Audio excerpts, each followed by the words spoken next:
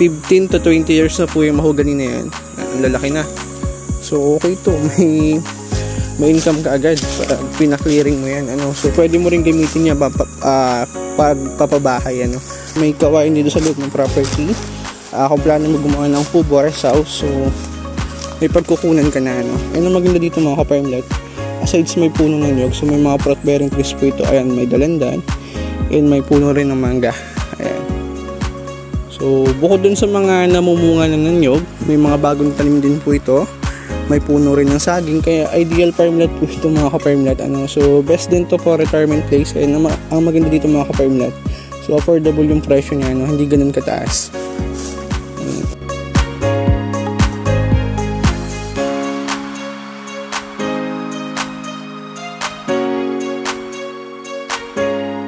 So dito, ayan, makikita mo na yung rice land dito sa taas ng property. And ang maganda dito mga ka-farmlet, elevated.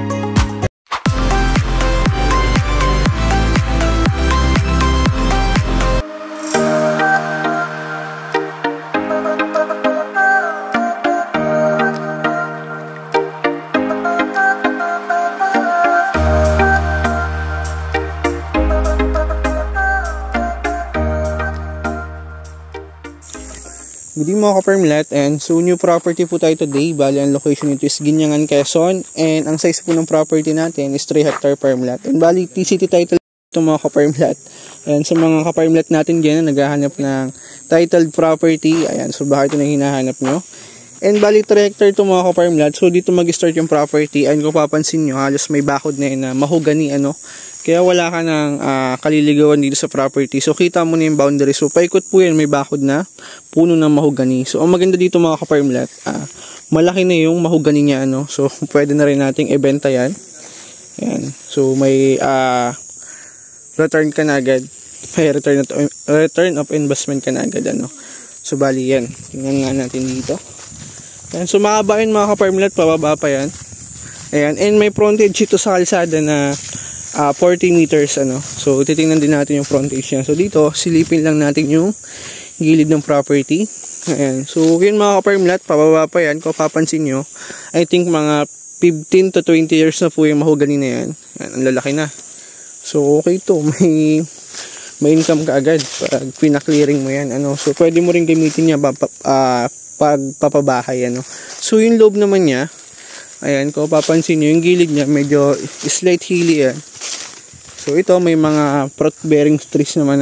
So ito kalimitan ay dalandan, kung familiar po kayo. And may kawayan dito sa loob ng property. So I think may sapa din dyan, kasi pag may kawayan, mayroon pong sapa. And so bali ito yung loob ng property. And may portion dito na overlooking, tapos may rice land sa baba. So i-ask natin sa locator kung kasama ba yung rice land. And bali may bahay din po ito. And so half body yan. And yun, pwede nyo pong i-renovate na lang kung sakaling plano nyo magbahay. So ito po ay dating bahay ng seller. So kasama naman po ito sa bentahan. And bali ito yung plot land portion ng property. So dito, tabing kalsada yan. Dito pwede ka nang magtayo ng bahay. Yan, sa portion na to. Bali mula dito sa starting ng video mga ka-farmlet, sa puno ng mahogany na yan, abot doon sa may nausok na yun. So yun yung frontage ng property. So nasa 40 meters yan, and may distance lang po ito from National Highway.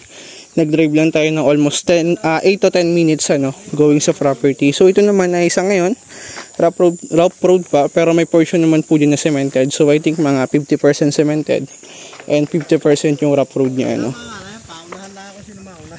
Hello sir. Sige po, video ay tara daw tol, ikutin natin. Bigyan ko lang. Ayan sa source ng kuryente mga ka-farmlet, ayan lang. So may source naman po ng kuryente sa lugar. Ayan sa signal, meron din naman. May signal ba dito? May signal? Signal. May converter din yan. May internet dito. May internet din ano. Ayun. May linya nga ng ano. Internet. So abot dito yan sa maugaling na to ano. Oo, yan pababa. Papunta yan doon. Pababa. So mga Sagingan. 40 meters yung front niya. 50. Mga 50 ba yan? Oo, 50 yan. O mga 40 to 50. And bali yun mga ka-farmlet. So may kawain dito sa loob ng property. Kung plano mo gumawa ng kubo or house. So may pagkukunan ka na ano. And ang maganda dito mga ka-farmlet. Aside sa may puno ng nyog. So may mga fruit bearing trees po ito. Ayan, may dalandan. And may puno rin ng mangga. Ayan. So bukod dun sa mga namumunga na ng nyog. May mga bagong tanim din po ito. May puno rin ng saging, kaya ideal farmlet po ito mga ka-farmlet. Ano? So best din to for retirement place. And ang maganda dito mga ka-farmlet, so affordable yung presyo niya, no? Hindi ganun kataas. May ilang puno to ng nyog, tol? Nasa ano to, 300 plus. Kasi nakaka 5 kilo eh. 300 plus kapuno ng nyog. So yung nyog na yan, dito na galing? Dito yung galing. Dito yung galing ako. Oh, dami oh. So yun mga ka-farmlet, ito is galing na po sa mismong property ano. So kaka-harvest lang nila, kung mapapansin nyo halos wala pang bunga yung puno ng nyog. Kaka-harvest lang po nila. Ayan. So paano ba natin pasukin yung loob? Saan tayo dadaan? Dito na. Dito, kita na rin dito, kabila dito sa likod nito. Sige. Para dun lang tayo, para kita naman yung likod dito. Maganda ko pag mamanang yung manukan, yung kalayan panabong pasikon. Oo, manong panabong ano. So dito pwede rin ako mag-farm, mag-alaga ng baboy kasi wala namang halos ka ano. Malayo naman sa kapitbahay. Nagkaya pala si Kiko nung kasama si Marlon. Gamitin dagwa na pagkalapit ko ang kapagtuguan ng mga paitugan. So pasukin po natin yung loob. Pababa pa to ano, may bahay doon sa baba hanggang doon yung boundaries niya. Oo, sa baba. Ay yung rice land na yun, dala pa ba yun? Dala yan, dala yan. Yung tubigan? Oo, dala yan. Bali may ilang tubigan siya na... Siguro 5 pitak. 5 pitak. Okay. So bali yun mga ka-farmlet, may 5 portion po ng rice land na nasakop yung property. And so ideal talaga itong mga ka-farmlet kasi 2-in-1 ka na. May farmlet ka na and yun, may rice land ka pa. So maganda dito mga ka-farmlet, along the road yung property natin ano. So pagbaba mo sa sasakyan, property na. And napakalapit lang po nito sa National Highway. Nag-drive lang tayo ng 8 to 10 minutes. And going naman sa town proper, so mag-drive lang tayo ng 30 to 35 minutes. Nasa town proper and hospital na po tayo. Ayan. So dito, ayan, makikita mo na yung rice land dito sa taas ng property. And ang maganda dito mga ka-farmlet, elevated yung lugar niya. And bali ito po yung portion na nyugan ng property mga ka-farmlet. Ayan. So kung mapapansin nyo, halos puno po yan ng nyog and medyo matataas na rin. And ang maganda din mga ka-farmlet, so nag-generate yan ng income every 45 days. Ayan. So bali ito yung baba ng property mga ka-farmlet. So dito tayo dadaan. Bali ito po yung portion na nasakop ng rice na nasakop ng property. Ang portion na yan, bali 5 pitak yan. Ayan. So panalo.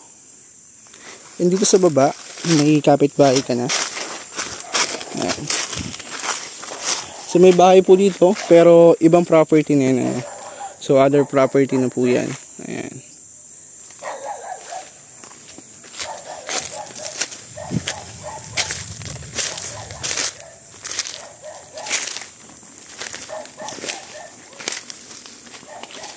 Ayan.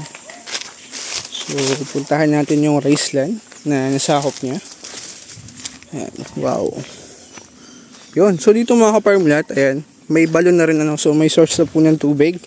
So yan, bali ipapump lang natin yung tubig para magkaroon ng tubig yung rice land Ayan.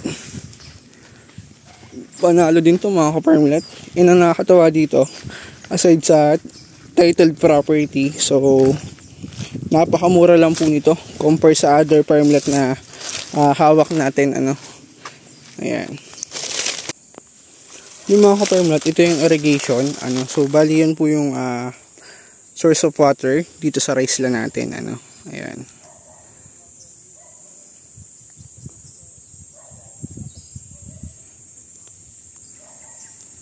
So okay, panalo.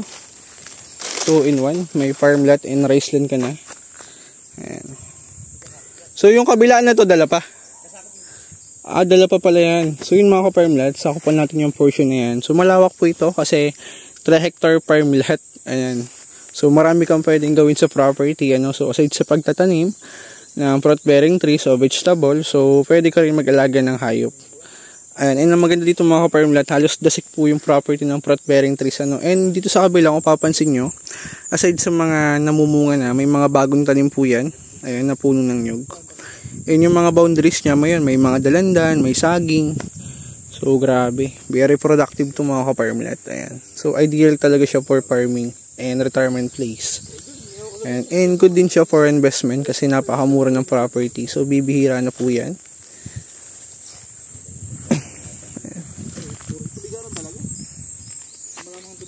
Abot saan dyan yung sakop natin na rice land? Ayun, pababa na yan. Oo, doon sa may tracer na yan, pababa pa. Pababa pa, lampas pa doon. So, 5 portion yun. Ano. Ay, yan, taas na yun, dala pa. Ay, dito, to? Oo, yung kabila. Oo, abot pa yan. Sa may kabila na yun, yung nyug na yun. Bilang yun, yung taas na yun. Ayos ano. So, dala pa yan, dala pa yan. Doon tayo nagtatsulok tapos pag gano'n na. Ay, mahogany, yung bagay mahogany. Hindi kang bakod dyan. Ay, sa taas na yun. Oo, abot yun dyan. Lawak ano. Sagingan nga yan. So, bali mga ka-farmlet, ay nakikita naman dyan yung ano. So, sakop pa yun ng property, likod pa. Nasa likod pa yung boundaries niya, ano. So, kung mapapansin nyo naman, halos paikot po yan. May bakod yan ng mahogany. Kaya kitang-kita mo rin yung boundaries ng property mo. Tol, may ilang puno to ng mahogany? Siguro, nasa, mga 200 puno yun. 200. O, may higit pa, no? Mga, I think nasa 200 puno po yun ng mahogany, more or less. And sa dalandan, may ilang puno siya ng dalandan? Tol. Ay, mahugani na sa taas. Oo, yan, mahugani yan. Bakit yan? Ayun, dala pa yan, kabila. Mahugani na yan. Pagkano nga yan. Marami rin siyang dalandan eh. May ilang puno yung dalandan. Hindi ko maano kung ilang puno yan. Nasa 100 na lang yan. 100. May patubig pala tulayo. Oo, may patubig nga. Panalo nga ito, ano.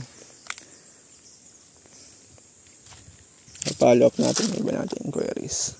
Sige, tara. Dito tayo sa taas.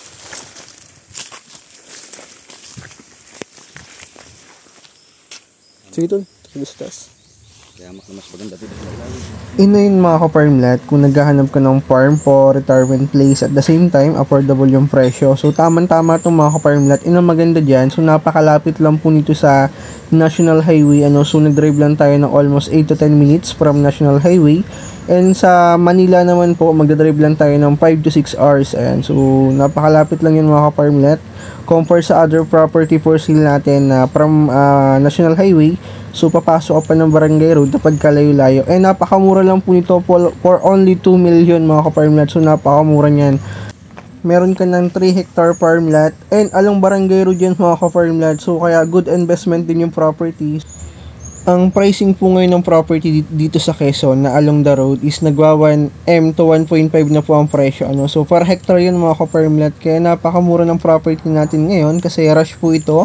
Need ng pera ni owner. And yun mga ka-farmlat, if ma-develop yung daan, so possible soon is mag-increase pa po yung value ng lupa dito. And kaya good investment po ito. So, sa mga ka-farmlat natin dyan, na naghahanap ng farmlat for investments, i-message nyo lang po ako mga ka-farmlat. And about dito na lang po ang video natin. So, please like and follow mga ka-farmlat para updated po kayo sa mga bagong upload natin. At baka nasa next upload ko na po yung dream property nyo. And God bless po mga ka-farmlat.